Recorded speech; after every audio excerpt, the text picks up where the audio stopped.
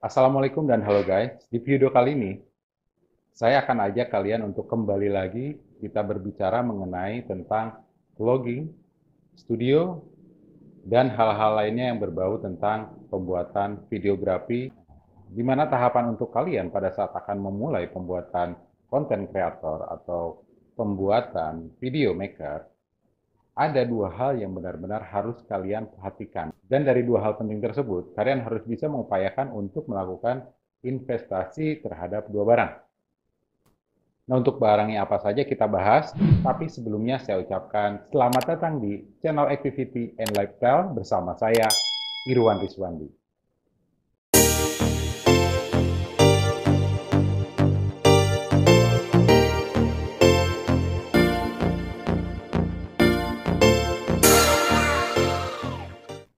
Dan oke guys, untuk dua hal penting yang harus kalian utamakan dalam berinvest untuk tujuan pembuatan videografi atau konten kreator kalian, itu benar-benar hanya dua untuk tahapan awal ya.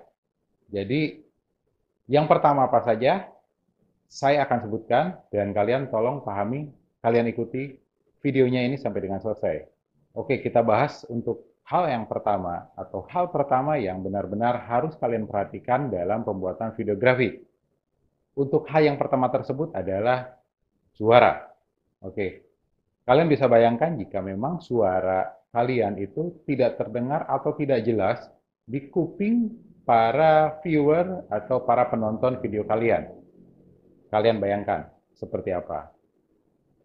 Yang ada seperti video-video zaman dulu, seperti Charlie Chaplin, ya. Ada gambar, namun tak ada suara. Nah, jadi untuk hal pertama yang harus kalian lakukan atau kalian harus investasi adalah mikrofon. Dan untuk mikrofonnya sendiri, saya menyarankan untuk kalian itu coba berinvestasi kepada satu saja mikrofon yang memang benar-benar akan membantu kalian dalam pembuatan konten kreator, yaitu mikrofon jenis shotgun. Saya tidak akan mengarahkan kalian untuk ke brandnya seperti apa ya. Namun saya akan tunjukkan seperti apa itu mic shotgun. Oke, saat ini saya sedang menggunakan mic shotgun. Kamera percis ada sekitar dua tangan atau dari bahu saya sampai ke ujung tangan saya ini, kan ini hitungannya satu tangan.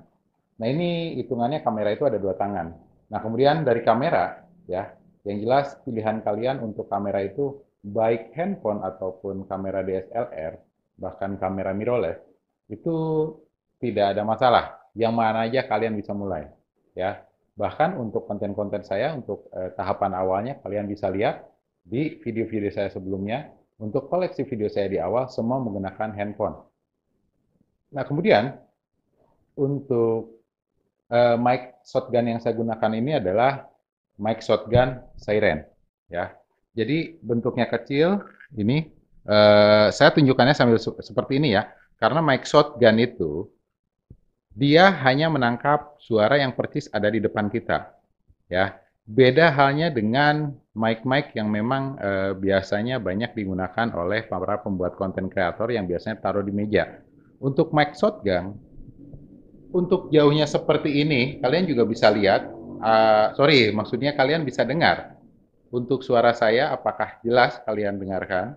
Apakah jelas kalian bisa mendengarnya? Ya, jadi keunggulan mic shotgun seperti itu. Ya, untuk penangkapan suaranya bisa secara jauh dan untuk fokus dari penangkapan suaranya itu dia akan fokus terhadap suara yang benar-benar ada di depan atau di arah depannya dari mic shotgun tersebut ya. Jadi saran saya yang pertama adalah kalian berinvestasilah kepada mikrofon untuk jenis shotgun ya. Kalau didekatkan suaranya seperti ini dan kalau dijauhkan kalian bisa cek untuk suara saya seperti apa. Kemudian untuk yang kedua, yang perlu kalian perhatikan adalah lighting ya. Kalian usahakan untuk berinvestasi pada lighting. Lighting itu tidak harus mahal. Jika kalian mau berusaha, dan jika kalian mau mencoba, yang murah pun banyak. Contohnya saat ini, saya diberi ide untuk membuat atau menyusun mulai dari nol satu studio di rumah saya, dan belum apa-apa atau belum jadi studio pun istri saya sudah memberi nama dari studio tersebut itu adalah Kayas Studio. Kayas itu adalah bahasa Sunda, guys, ya. Dan yang artinya adalah warna merah muda atau pink. Dan untuk pemilihan warnanya dari ruangan ini itu istri saya yang sudah menetapkannya. Jadi ya mau nggak mau untuk warnanya itu adalah merah muda atau pink. Jadi dalam bahasa Sundanya itu Kayas. Makanya istri saya ambil nama Kayas Studio. Gitu. Jadi kalau bahasa Indonesia kan Kaya Studio. Kalau ini Kayas, jadi pakai S ya. Kayas Studio. Nah, dari dua lighting tersebut, kalian bisa lihat ya. Untuk lightingnya saya akan lihatkan juga kepada kalian. Namun sebelumnya kalian bisa lihat ini adalah hasil penerangan dari dua softbox murah ya. Harganya tidak lebih dari 250.000. Itu kalian sudah dapat dua softbox. Untuk key light ya, saya letakkan di sebelah kiri untuk key light. Itu key light saya menggunakan eh, Tupperware Studio. Tupperware Studio yang kalian tahu softbox-nya semuanya harganya murah meriah. Kemudian untuk jenis soketnya adalah soket E27. Jadi bisa pakai lampu bohlam rumah biasa. Jadi soketnya itu sama dengan lampu-lampu yang ada di rumah kalian. Nah, untuk colokannya atau soketnya itu, untuk yang pertama, untuk key light, saya gunakan yang 4 soket. Ya. Jadi untuk key light-nya saya gunakan yang 4 soket, namun untuk bohlamnya saya hanya menggunakan 2. Oke, kemudian sisi sebelah kanan saya, ini adalah V-Light. Jadi V-Light itu untuk penyimbang dari V-Light. V-Light yang saya fokuskan dengan 2 bohlam. Untuk bohlamnya saya pergunakan bohlam Philips, ya, bohlam Philips 20 watt. Ya, yang menurut saya Kelvinnya itu, kalian harus tahu bahwa Kelvinnya itu bisa berpengaruh sekali terhadap warna kulit kalian. Kemudian untuk V-Light, saya gunakan softbox itu dari brandnya Tupperware Studio juga. Tapi untuk soket dari E27-nya itu hanya menggunakan satu soket. Yang kalau nggak salah itu harganya itu sekitar ya, kurang lebih di bawah 50.000 lah kalau untuk softbox yang satu soket ini ya. Bahkan jadi kalau di total kalau hanya softbox aja, kanan dan kiri jadi keylight dan V-Light itu kurang dari 200.000. Namun kan kita menggunakan tambahan tripod ya. Nah, karena memang ruangan di rumah saya cukup luas, makanya pilihan saya itu jatuh pada softbox. Dan kalian bisa lihat untuk hasil dari penerangannya seperti apa. Dan oke, selanjutnya untuk softbox akan saya tunjukkan kepada kalian bahwa saya benar loh menggunakan softbox dengan bohlam lampu rumah biasa. Jadi tidak menggunakan lampu-lampu layaknya profesional seperti yang mereknya ada Godok, ada ya banyaklah. Saya juga kurang paham karena saya nggak terlalu mengarah ke sana. Yang terpenting bisa jalan dulu. Jadi sama halnya dengan kalian, jika kalian memang mau mencoba, lakukan terlebih dahulu. Ya, intinya untuk semua hal pekerjaan, baik itu yang ringan, yang berat, ataupun yang sudah biasa kalian kerjakan, kalau kalian tidak mulai atau kalian tidak mau memulai, itu semuanya akan terasa sulit. Tapi kalau kalian sudah kerjakan, insya Allah pasti kalian semua bisa. Yang terpenting mau dan coba dulu. Dan oke, untuk softbox-nya seperti ini. Oke, jadi ini adalah softbox yang pertama ya. Jadi inilah softbox yang saya gunakan sebagai key light ya. Untuk jenis softbox-nya biasa, kalian bisa detailnya bisa lihat di, atau bahkan kalian bisa langsung cari di toko-toko online ya. Ini jelas-jelas ini adalah saya pergunakan softbox dari Tupperware Studio ya. Ya. Dan kita lihat untuk lampunya yang saya bilang, saya hanya menggunakan lampu dari lampu-lampu rumahan atau lampu bohlam biasa.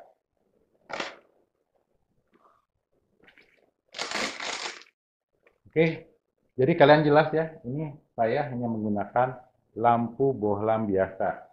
Ini sebetulnya untuk soketnya ada 4, tapi saya kira karena fokusnya itu saya hanya kepada diri saya aja, jadi cukup dengan 2 bohlam 20 watt. Jadi ini adalah bohlam 20 watt dan ini 20 watt. Jadi totalnya adalah 40 watt. Oke, kita lanjut ke fill light-nya ya. Oke, dan ini adalah fill light-nya yang saya gunakan. Jadi ini juga fill light dari softbox-nya Taver Studio. Kurang dari 50.000 guys, waktu saya beli ya. Dan lampu yang saya gunakan itu adalah lampu Philips dengan wattannya itu adalah 19 watt. Jadi untuk lampunya saya gunakan lampu yang masih model lama yang masih bulat ya. Kita lihat untuk lampunya, kalian bisa lihat sendiri. Dan memang untuk softbox ini hanya menggunakan satu fitting dari 27. Kalian bisa lihat, ini adalah lampu bohlam biasa. Ya, jadi kalian jelas ya semuanya. Saya hanya menggunakan lampu bohlam biasa dan tentunya kalian bisa menyimpulkan bahwa lighting yang saya gunakan itu tidak perlu mengeluarkan kocek atau tidak perlu mengeluarkan dana yang terlalu besar. Nah, kalian sudah tahu kan softbox yang saya gunakan itu seperti apa ya. Bahkan mohon maaf kedepannya untuk steker atau colokan ini ya, itu tidak akan terlihat lagi ke depannya. Kebetulan nanti akan saya coba dengan menutupinya oleh pernak-pernik atau barang-barang yang ada di rumah. Ya, jadi usahakan membangun studio itu tidak harus berpandangan bahwa background itu harus gelap, background itu harus seperti hal-halnya orang-orang buat konten kreator warnanya ya. Jadi kalian yang terpenting adalah background kalian, warna tembok rumah kalian seperti apa. Coba aja dulu seperti apa jadinya. Yang terpenting satu hal ya, bersih ya. Dan kemudian juga ini juga untuk tempelan-tempelan ini memang sudah lama ada di sini. Ini hanya untuk pemanis karena memang awalnya ini adalah ruangan tonton televisi yang ada di lantai 2 rumah saya. Oke, jadi kembali lagi bahwa semua itu akan terasa mudah jika memang kalian coba terlebih dahulu ya. Coba rasakan ya intinya mulailah gitu. Jadi kalau misalkan kalian belum memulai pasti tidak akan tahu kekurangan, kelebihan, bahkan apa ke depannya yang harus jadi perbaikan kalian. Ini berlaku untuk semua sisi, tidak hanya pembuatan studio atau pembuatan konten kreator saja.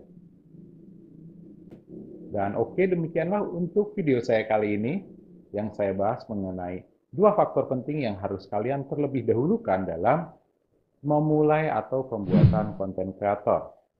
Lakukan like, komen, dan subscribe channel saya ini.